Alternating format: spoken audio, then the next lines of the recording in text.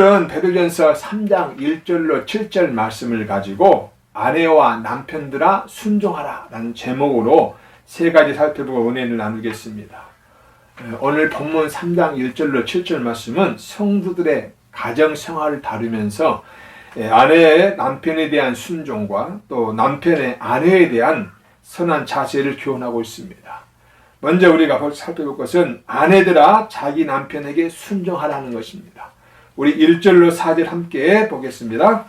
아내들아 이와 같이 자기 남편에게 순종하라. 이는 혹 말씀을 순종하지 않는 자라도 말로 말미암지 않고 그 아내의 행실로 말미암아 구원을 받게 하려 함이니 너희의 두려워하며 정결한 행실을 봄이라. 너희의 단장은 머리를 꾸미고 금을 차고 아름다운 옷을 입는 외모로 하지 말고 오직 마음에 숨은 사람을 온유하고 안정한 심령에 썩지 아니할 것으로 하라.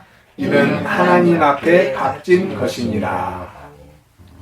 가정은 하나님께서 세우신 최초의 조직입니다.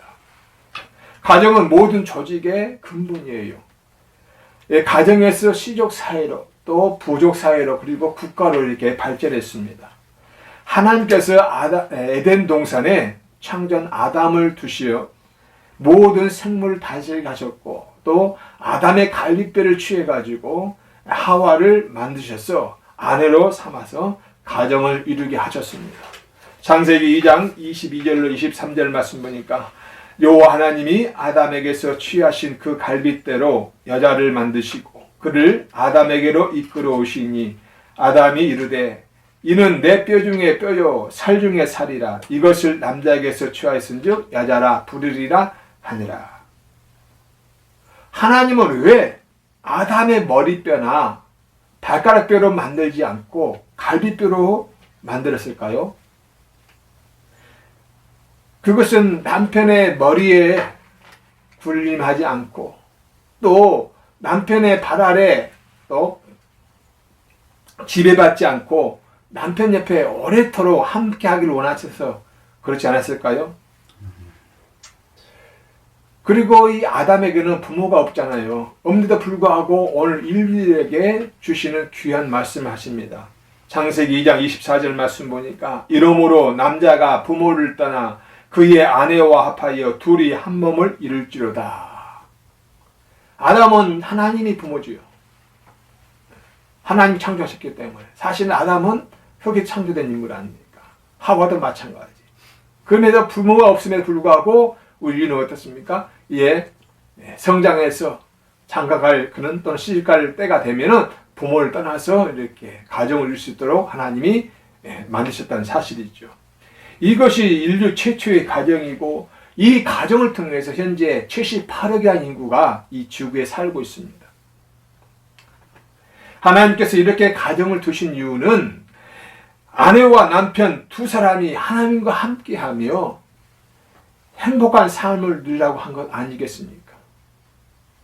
오늘 1절로 4절에서 베드로 사도는 아내들에게 자기 남편에게 순종하라고 권면합니다. 아내들의 이러한 순종은 자기 남편의 됨됨이와는 하등 상관없이 이루어져야 한다고 말합니다. 자신들의 남편이 존경받을 만하고 또 사랑받을 만하고 신뢰할 만하고 또 순종할 만해서 순종하는 것이 아니라 하나님이 그 가정 내에 두신 그 창조 질서를 따르고 유지하기 위해서 순종하라는 것입니다. 또한 남편이 아내의 순종으로 인해서 구원을 받게 하려고 하신 것입니다. 오늘 1절 말씀 보니까 말씀을 순종하지 않는 자라도 말로 말미암지 않고 그 아내의 행실로 말미암아 구원을 받게 하려 함이니라고 했었어요. 사도 바울도 그런 말씀했습니다. 고린도전서 7장 14절 말씀 보니까 믿지 아니하는 남편이 아내로 말미암아 거룩하게 되고 믿지 아니하는 아내가 남편으로 말미암아 거룩하게 되나니. 그러니까 믿지 않는 남편이든 믿지 않는 아내든 그 믿는 남편과 아내 때문에 그 행동 때문에 그 믿음 생활 때문에 구원을 받을 수 있다고 말씀하고 있는 거예요. 당시 로마 제국은 극도로 부패해서 남자들은 물론이고요, 이 여자들까지도 성적으로 방종해서 방탕한 삶을 살았습니다. 도덕적으로 아주 순결에 큰 관심이 없었어요. 그러한 상황에 믿는 아내들이 이와 같이 속된 삶을 버리고 구별되어서 도덕적으로 순결하게 살아간다면 불신 남편들은 그의 감화를 받아서 하나님을 믿지 않을까 하는 것이죠. 하나님을 믿지 않거나 순종하지 않은 남편이 할지라도 아내의 믿음과 순종, 또 하나님을 두려워하며 정결한 행실을 통해서 하나님께 나아가는, 하나님을 알게 되는, 또 그런 구원의 은혜를 받을 수 있다는 것을 말씀하고 있는 거예요. 아내의 공손한 행위는 불신 남편을 설복시키기에 가장 적절한 방법이 될 수 있기 때문입니다. 그들이 선하건 악한 건 상관없이 행해야 될 의무라고 말씀하는 겁니다. 순종과 복종은 사실 다르죠. 자발적으로 따르는 것을 순종이라고, 강제적으로 따르는 것을 복종이라고 합니다. 그러나 바울 사도는 이 남편에게 복종하라고, 또 그 복종하는 데 있어서 죽게 하듯 하라고 말씀하고 있어요. 에베소서 5장 22절 말씀 보니까 아내들아 자기 남편에게 복종하기를 죽게 하듯 하라.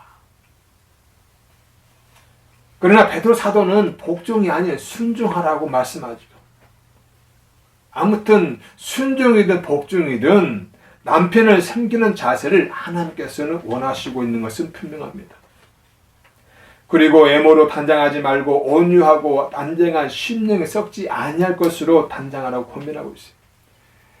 1, 2세기 로마 제국 그 당시에 대도시에 사는 유복한 여자들은요, 머리 모양이나 장신구 또는 누복이나 화장으로 자신의 몸을 이렇게 화려하게 치장하는데 많은 공을 들였어요. 그러나 자신의 마음을 바꾸는 데는 별로 관심이 없었습니다. 그러나 그리스도인들은 그래서는 안 된다는 거예요. 왜냐하면 머리를 치장하고 금을 목에 차고 또 아름다운 옷을 입는 행위는 당시에 되게 음탕한 여인들이 행했던 것이기 때문입니다. 지금은 그때와 다르다고 말씀하실 수 있겠지만 그래도 화려한 옷 등으로 치장한 여인들 되게 화려의 여인들 아니겠습니까?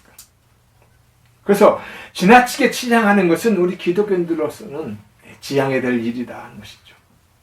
깨끗한 옷을 입고 단정하게 이렇게 치장하는 것이 바로 바람직한 행위라는 것입니다. 특히 성경에서는 외면보다도 내면의 아름다움을 강조하고 있습니다.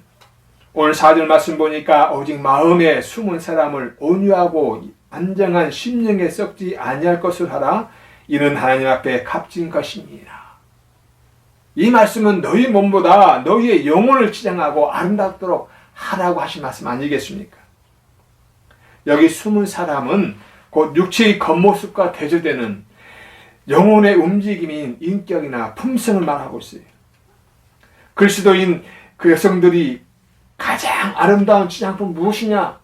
외모가 아니라 온유하고 안정된 심령이라는 것입니다.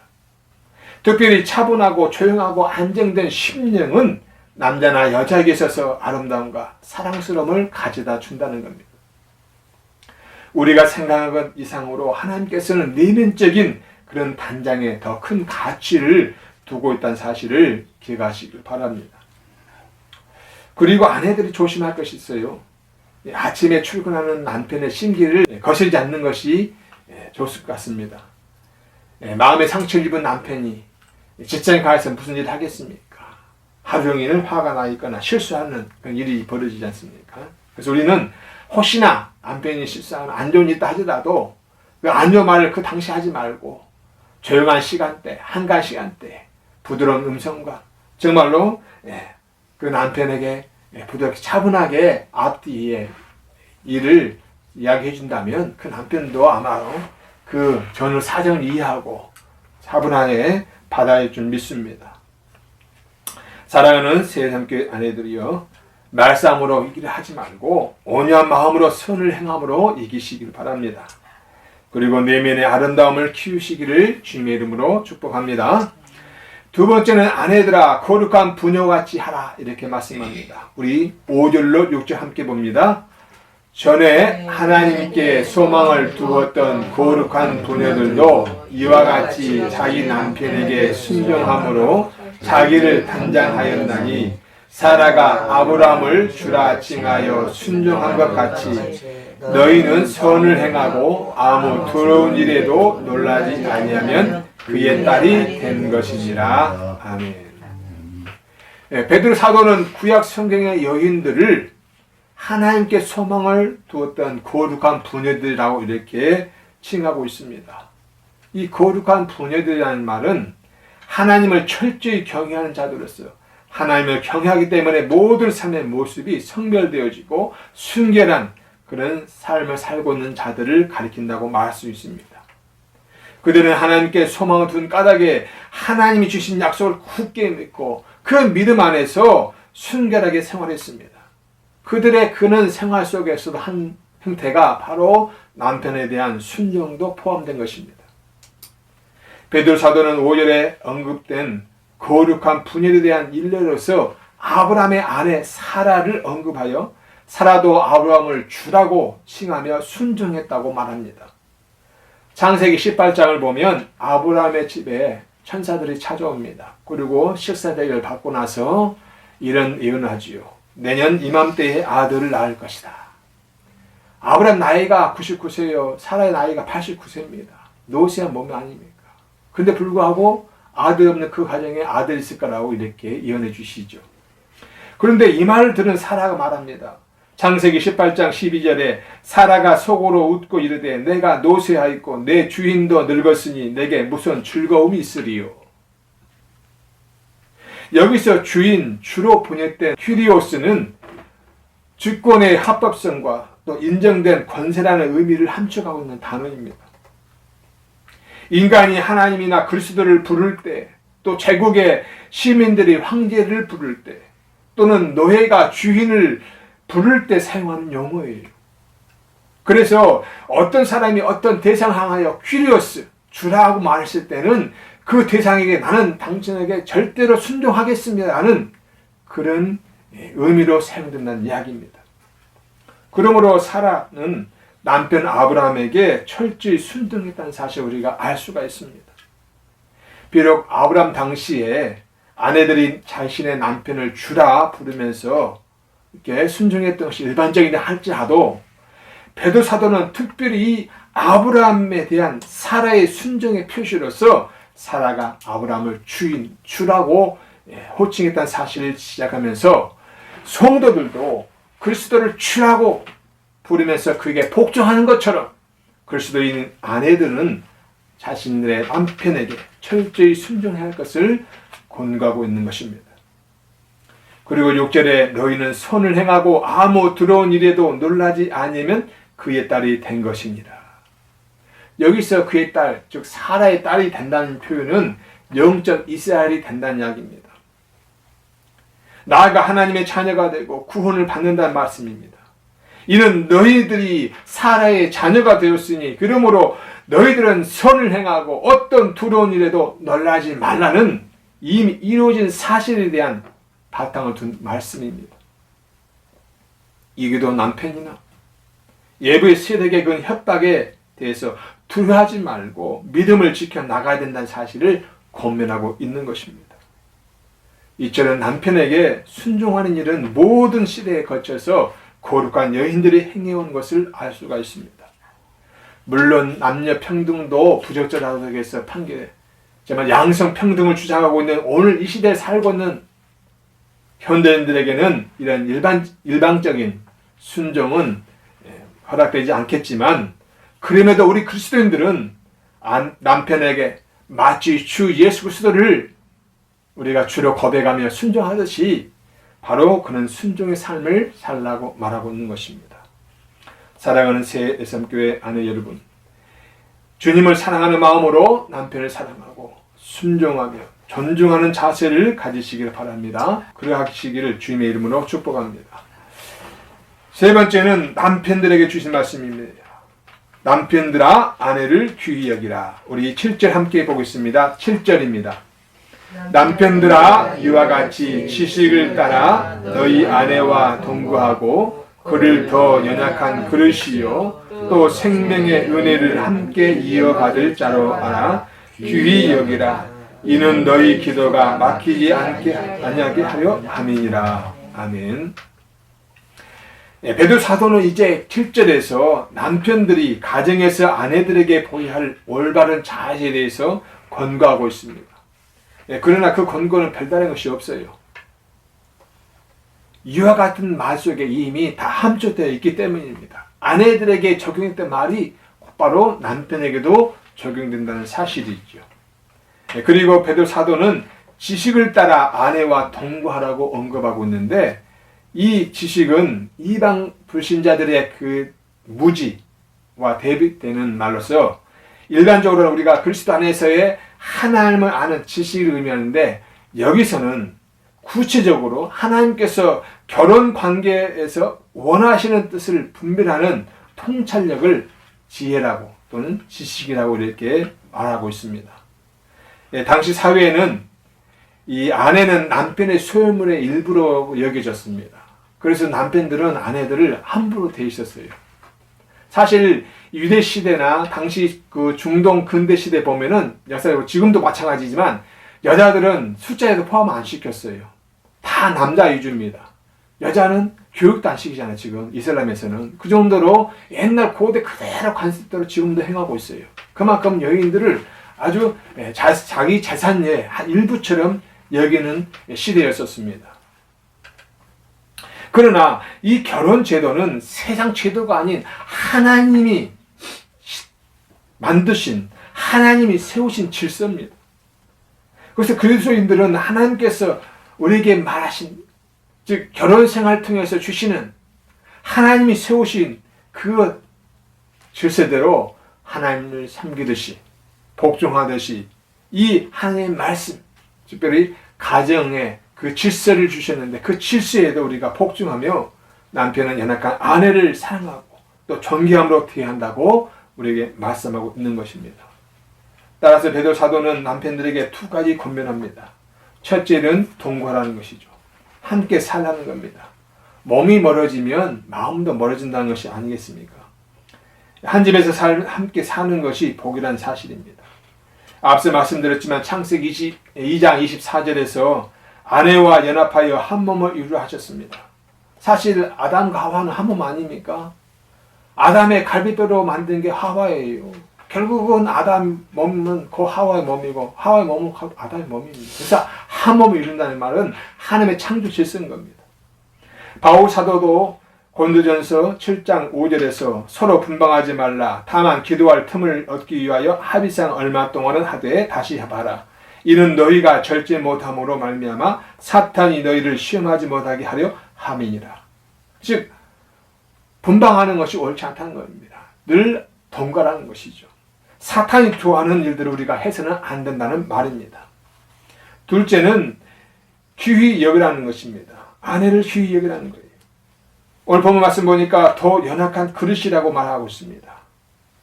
연약한 그릇이 뭡니까? 깨지기 쉽다는 거 아니겠어요? 넘어지기 쉽다는 겁니다. 사실 사탄의 유혹에 먼저 넘어진 자가 누굽니까? 바로 하와 아닙니까? 하루에도 12번씩 마음이 바뀐다는 게 여자의 마음 아닙니까? 이 정도로 감정 기복이 심한 게 바로 여자예요. 그래서 유리 그릇 다루듯이 조심히 대하는 말씀입니다.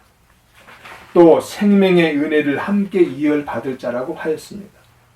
낙원 에덴 동산에서 영생의 삶을 살다가 한순간의 실수로 에덴 동산에 쫓겨났지만 예수 그리스도를 통해서 다시금 회복된 복낙원에서 영생할 우리 아니겠습니까? 바울 사도는 아내를 자기 몸처럼 사랑하라고 말씀했습니다. 에베소서 5장 28절에 이와 같이 남편들도 자기 아내 사랑하기를 자기 자신과 같이 할지니 자기 아내를 사랑하는 자는 자기를 사랑하는 것이니라. 또 괴롭게 하지 말라고 합니다.